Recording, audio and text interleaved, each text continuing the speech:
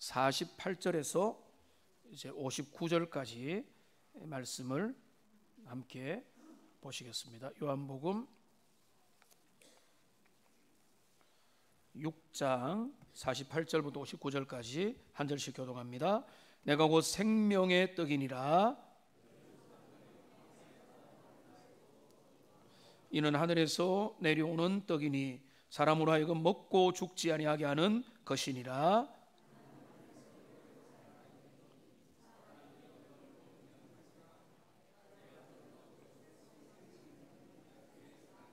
그러므로 유대인들이 서로 다투어 이르되 이 사람이 어찌 능히 자기 살을 우리에게 주어 먹게 하겠느냐.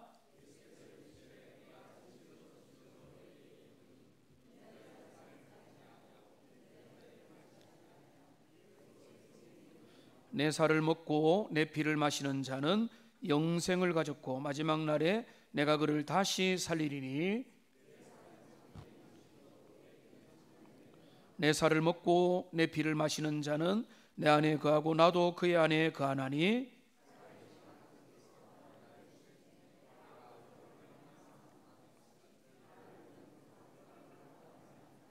이것은 하늘에서 내려온 떡이니 조상들이 먹고도 죽은 그것과 같이 아니하여 이 떡을 먹는 자는 영원히 살리라. 이 말씀은 예수께서 가버나움 회당에서 가르치실 때에 하셨느니라. 아멘. 약속을 따라서 지난주에 오셨다가 이제 몇몇 분들이 오늘에도 이 자리에 예배자로 참여해 주신 거 하나님 앞에 감사를 드립니다.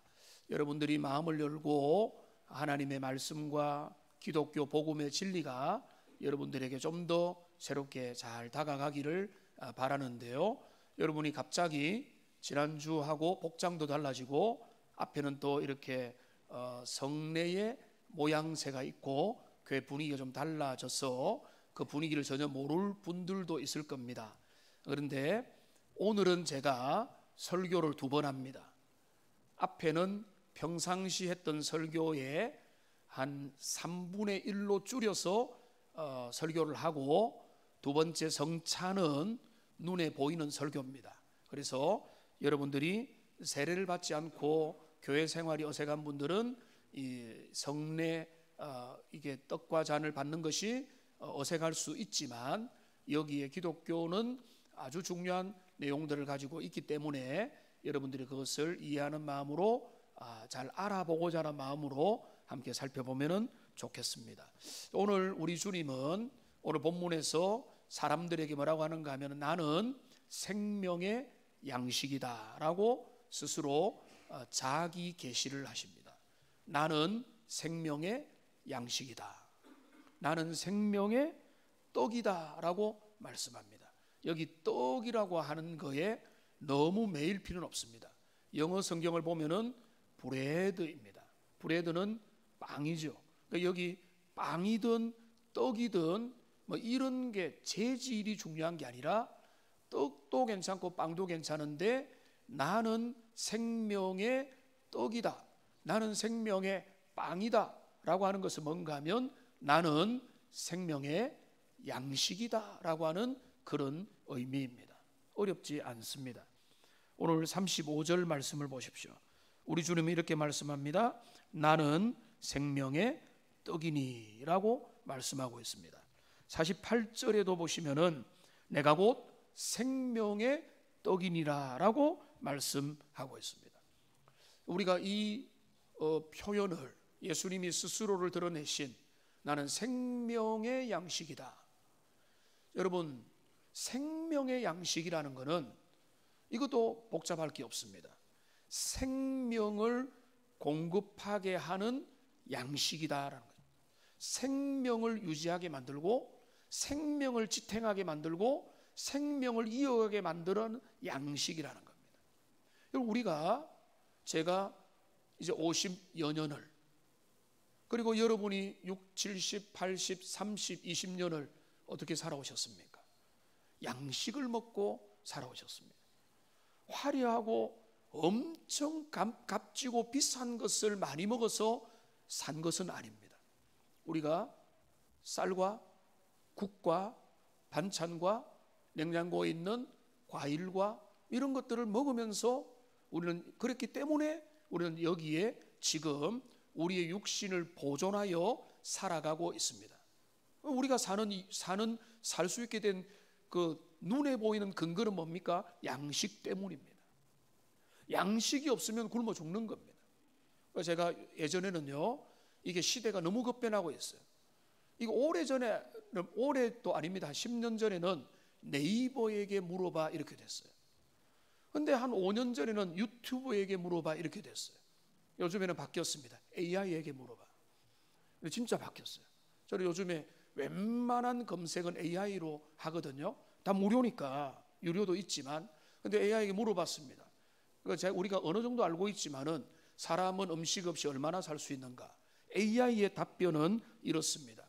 물을 마시면 40일 안팎을 살 수 있고, 물과 음식을 다 먹지 않으면은 7, 8일 이상을 견디고 버티기 어렵다. 이렇게 나와 있습니다. 그게 얼추 우리 인생입니다. 우리의 삶은 양식이 한 달, 보름만 끊어져도 우리는 죽는 겁니다. 그러니까 우리가 여러분 어떤 사람은 또 고급 메뉴를 먹고 어떤 사람은 싸구려를 먹는다 할지라도 우리는 양식을 먹기 때문에 우리는 육신을 보존하여 지금 나름대로 건강을 유지하고 있습니다. 양식은 왜 존재합니까? 먹으라고 존재하는 거죠.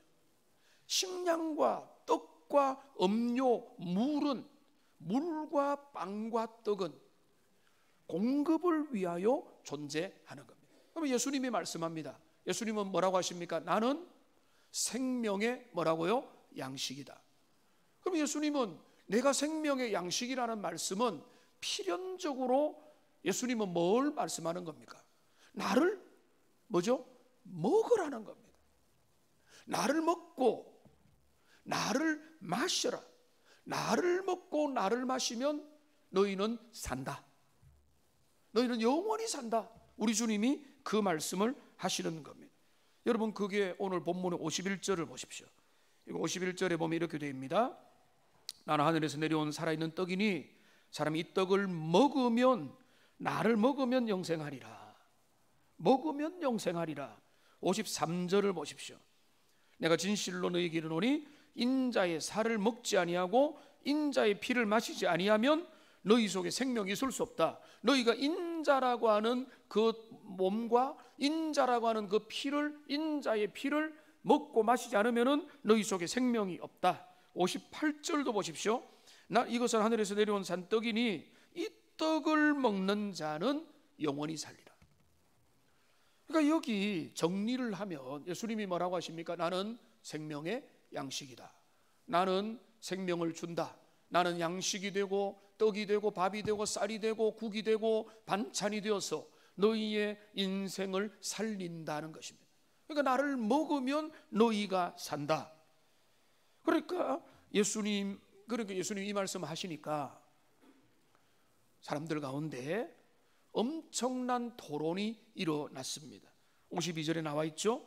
유대인들이 서로 다투어 이르되 이 사람이 어찌 능히 자기 살을 우리에게 주어 먹게 하겠느냐. 여러분, 당연한 거죠. 예수님이 뭐라고 말씀하는가 하면 애매하거나 3차 함수, 제가 수학을 제일 못했거든요. 3차 함수 넘어가면은 저는 보기도 싫어요. 예수님이 지금 하시는 말씀은 3차 함수가 아니에요. 예수님의 말씀은 너무나 쉬운 겁니다. 나는 생명의 양식이다. 나는 양식이니까 나를 먹으면 너희가 산다. 너희가 나의 몸을 뜯어먹고 나의 피를 마셔라. 이렇게 말씀하는 거예요. 그러면 그 말을 받을 때 유대인들의 심각한 논쟁을 우리는 이해를 해야 됩니다. 그들은 혼돈이 되었습니다. 예수님의 말씀이 너무나 쉬웠기 때문에 나를 먹고 나를 마시라고 하신 거예요. 그런데 그들은 논쟁을 벌인 내용이 뭡니까? 우리가 어떻게 예수님을 뜯어먹습니까? 우리가 어떻게 예수님의 피를 한 사발을 마십니까? 우리가 식인종입니까? 그렇게 되는 거죠. 그런데 예수님은 진정을 시키면서 내 뜻은 그게 아니다 라고 말씀하지 않습니다. 예수님은 더 다시 말씀합니다. 53절을 보십시오. 그 논쟁에 대하여 예수님은 정리를 해줍니다. 인자의 살을 먹지 아니하고 인자의 피를 마시지 아니하면 너희 속에 생명이 없느니라. 예수님은 더 밀어붙입니다. 내 몸을 먹어야 되고 내 피를 너희가 마셔야 된다는 거예요. 자, 그래서 지난주에 보니까 좀 죄송한데 천주교 배경에 있는 여러분들이 계셨더라고요. 그런데 죄송합니다. 그런데 우리가 어떻게 생각하는가 하면 그래서 천주교 이제 로만 가톨릭은 오래전부터 이 말씀을 그대로 받아들였어요. 그래서 그들은 어떻게 생각하는가 하면 이 떡을 내가 먹어서 목구멍으로 넘어갈 때 떡은 그리스도의 몸이 된다는 겁니다. 이 잔을 내가 마시는 그 순간에 성령께서 그 포도주를 그리스도의 피로 변화를 시켜준다는 겁니다. 그러니까 그들은 뭘 믿는가 하면 화채설을 믿습니다. 몸체자, 화할 화자, 몸으로 바뀐다는. 그러니까 그들에게 미사는 너무나 숭고한 예식입니다. 왜냐하면 떡과 잔을 받으면서 성령께서 은혜를 주셔가지고 기적이 일어나서 떡이 그리스도의 몸으로 바뀌고 잔이 그리스도의 피로 바뀐다. 본문을 봐라. 본문에 보면은 우리가 그리스도의 몸과 그리스도의 피를 먹고 마셔야 된다고 하지 않느냐? 그 말 그대로기 때문에 사제의 축원과 그 간구를 통해서 그런 일들이 일어난다, 이렇게 보는 것입니다. 그런데요, 여기에 대해서는 종교개혁자들 칼빈과 루터와 모든 프로테스탄트들은 이 부분에 대하여 강력하게 말씀으로 다시 돌아가고 재조명해야 된다고 그들은 바라보았습니다. 그래서 그것이 정리된 게, 종교개혁 이후에 정리된 게 뭔가 하면 웨스트민스터 신앙고백서입니다. 그 신앙고백서 29장 6항에 보면은 이 내용이 너무나 자세하게 나와 있습니다. 여기 이렇게 되어 있습니다. 이게 오늘날 우리가 임의로 만든 게 아니라 몇백 년 전에 만든 신앙고백서입니다. 여기 이렇게 되어 있습니다. 신부의 기도나 감사로 인하여 떡과 포도주가 예수님의 살과 피로 변화된다는 화채설은 세 가지로 심각한 문제가 있다는. 첫째는 성경과 반대될 뿐만 아니라 일반 상식과 이성에도 모순된 것이며, 둘째로 성찬의 성격을 뒤집어 엎는 교리, 성찬의 교훈과 다르며, 세 번째로 그 교리는 많은 미신과 우상주의의 원인이 되고 지금도 그런 일들이 일어나고 있다는 것입니다. 그러니까 우리가 이 떡과 잔을 오늘도 받을 건데, 우리는 우리가 떡을 받고 떡을 먹고 잔을 마신다고 해서 떡이 우리 몸 속에서 그리스도의 몸이 되고 잔이 그리스도의 피가 되는 일은 없습니다. 그거는 신비주의고, 그거는 성경을 1차적으로는 바르게 해석하는 것 같으나, 그러나 성경의 눈에 보이는 문자주의적인 해석에만 머물러 버렸기 때문에 그들이 여기에서 자유하지 못하고 그 교훈을 오히려 미신으로 바꾸어 버린 것입니다. 그런데 예수님은 분명히 나를 먹고 나를 마셔야 된다고 우리 주님이 말씀하셨지 않습니까? 그러면 나를 먹고 나를 마셔야 된다고 했는데 그 말씀의 의미는 뭐냐? 그 말씀의 의미가 뭐냐? 오늘 길게 말씀을 못 드리니까 여기 35절을 보십시오. 여기에 분명한 우리 주님의 설명이 나와 있습니다. 같이 한번 읽어보겠습니다. 예수께서 이르시되 나는 생명의 떡이니 내게 오는 자는 결코 줄이지 아니할 터이요 나를 믿는 자는 영원히 목마르지 아니하리라. 나는 생명의 떡이라고 했습니다. 나를 먹으면 줄이지 않고 나를 마시면 목마르지 않는다고 했죠. 그런데 오늘 본문에 어떻게 되어 있습니까? 여기는 나에게 오면, 그죠? 그 다음에 나를 믿으면이라고 나와 있는 거예요. 그러니까 주님을 믿으면 줄이지 않고, 주님께로 와서 마음을 열고 주님 앞에 내 인생을 드리면 목마르지 않고 줄이지 않을 거라고 말씀한 거예요.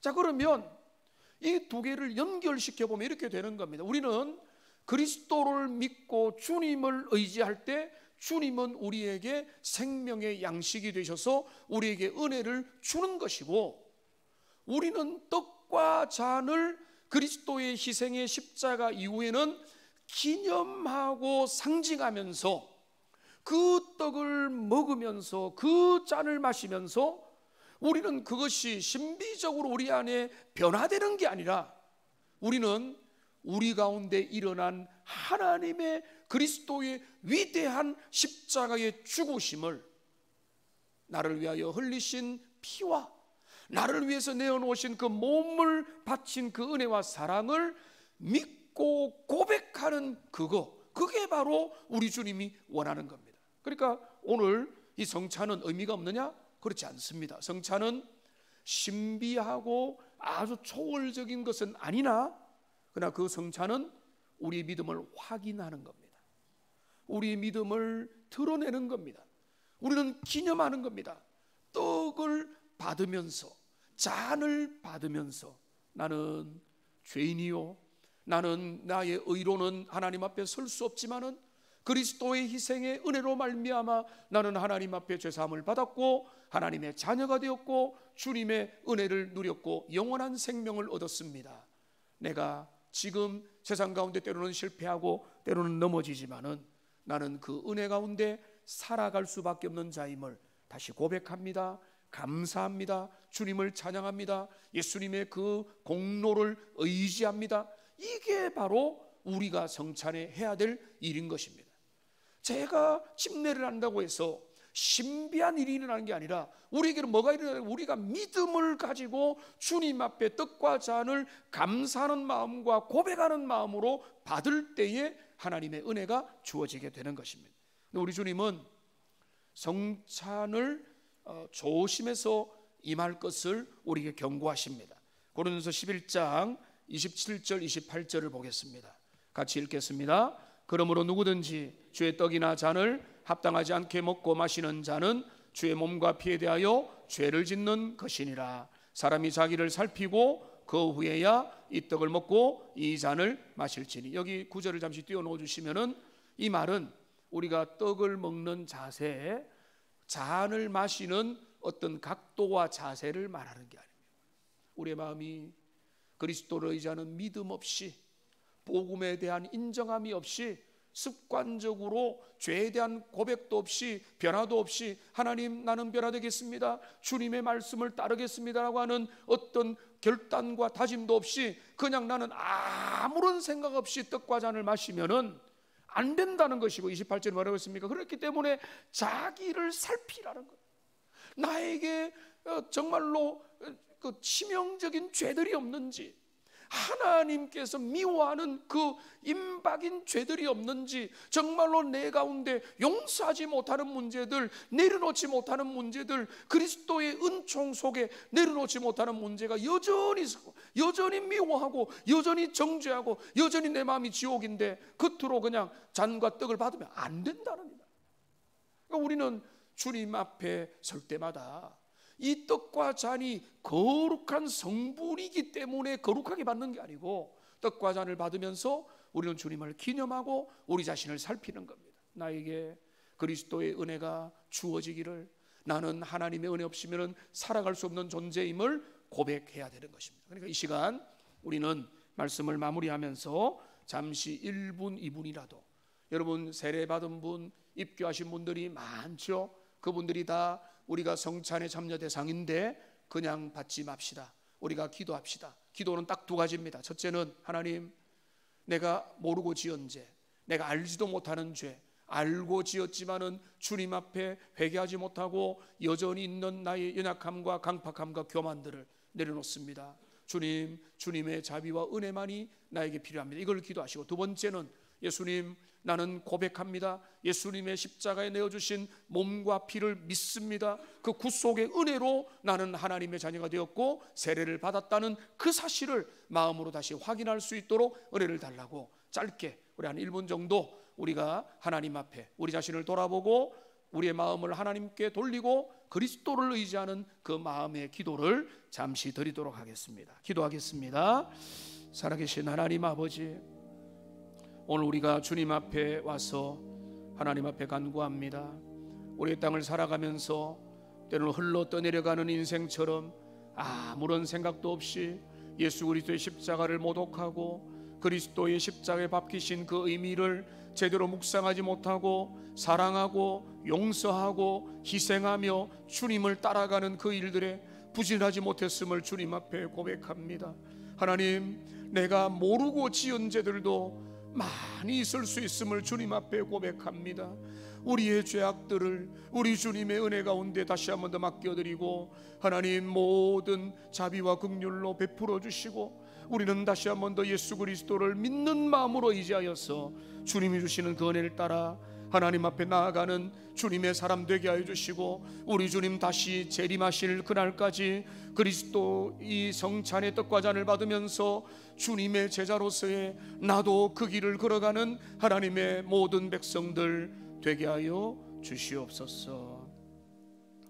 살아계신 하나님 아버지, 우리에게 은혜 주셔서 하나님의 사람으로 이 땅을 살게 하시고 믿음의 길들 걸어가게 하신 것 감사합니다. 하나님 아버지, 오늘 우리가 나는 생명의 양식이다, 나를 먹고 나를 마시지 않으면 너에게도 생명이 있을 수 없다고 말씀하신 주님, 우리 주님은 그것을 멀리서 내다보면서 장차 십자가에 달려 돌아가시고 십자가